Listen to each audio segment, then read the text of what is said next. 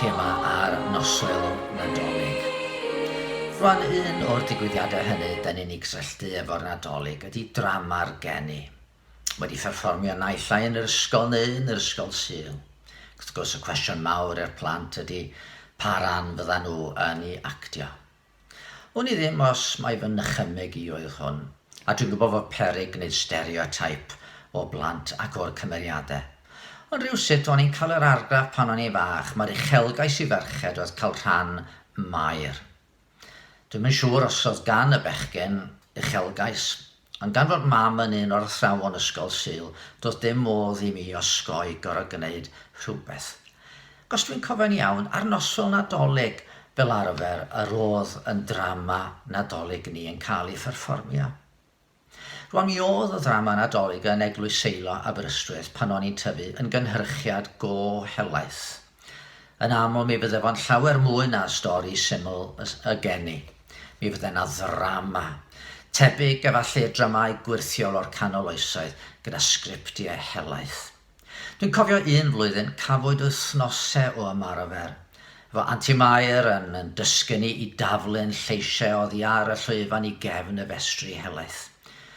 Amal ac ymwelwyr y nos oedd y ddrama, os dwi'n cofio'n iawn, a gyda'r noson fawr yn dod oedd Aunty Olwen, Aunty Elsie ac Aunty Gwenant yn gyfrifol am liwio'n hwynebau a phaint, a fel dau o'r doethion o'n i ac un o'n ffrindiau gorau Ian yn cael barf wedi ei ludo i'n wynebau.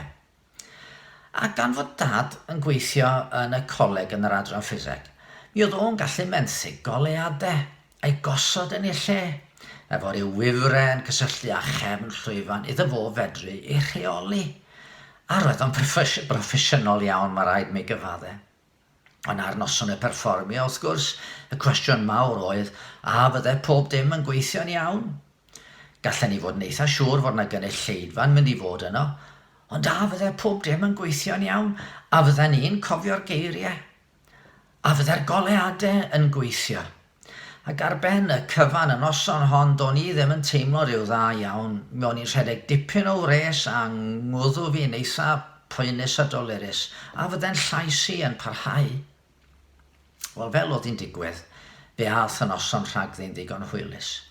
Fe weithiodd y goleadau gan gynyddu a lleihau yn ôl yr angen, a'r cwbl yn digwydd yn dawel wrth i dad symud rhyw switches yn ôl a blaen, ac nath neb anghofio ei geiriau, oedden ni gyd i gwneud yn gwaith yn iawn. Rwan, mae rhywun yn meddwl efo'r holl trefniadau yna. Tybed am yr holl trefniadau ar gyfer y Nadolig cyntaf hwnnw. Mi oedd yna gymaint fedre fod wedi mynd o'i le. Mi oedd Joseph a Mair yn byw yn Nazareth. Sut oedd hi cael nhw i Fethlem mewn pryd? Mi oedd y Seryddion yn y dwyrain yn disgwyl am frenin yr Iddewon, ond sut oedd hi harwain nhw? A fydden nhw'n mynd i'r lle iawn? A fydden nhw'n deall yr arwydd y seren? Mi oedd Herod yn ymateb yn greulon i bob bygythiad i'w safle fo fel brenin. Sut fydde modd cadw'r baban yn ddiogel wedidd o gael ei eni? Oedd na gymaint fedre mynd o'i le yn y cynllun. Ond na, mi weithiodd popeth yn iawn.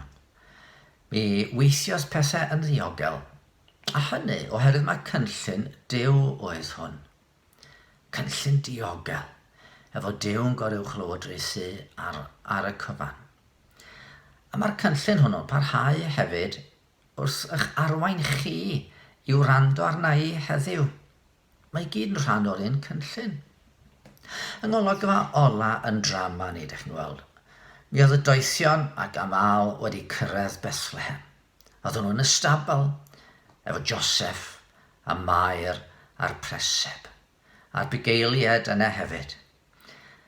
A fe dywyllodd yr holl oleadau gan yn gadael ni yn y gwyll ar y llwyfan, ond mi ddesgleiriodd golau allan o'r preseb, a phob un ohono ni yn plygu i addoli. Oherwydd dyna bwynt yr holl drefnyn de. Troi'r goleadau oddi arno ni'n hunain, a rhoi'r lle blaenaf i Iesu, iddo fo gael y spotlight. Rhaid iddo ef gynyddu ac ein unau leihau yn wir ni ne yn plygu i'w addoli. Os na chawsach chi fynd I gapel nag eglwys eleni I wylio drama'r geni, wel, eto, mi fedrwn ni gyd blygu ac addoli.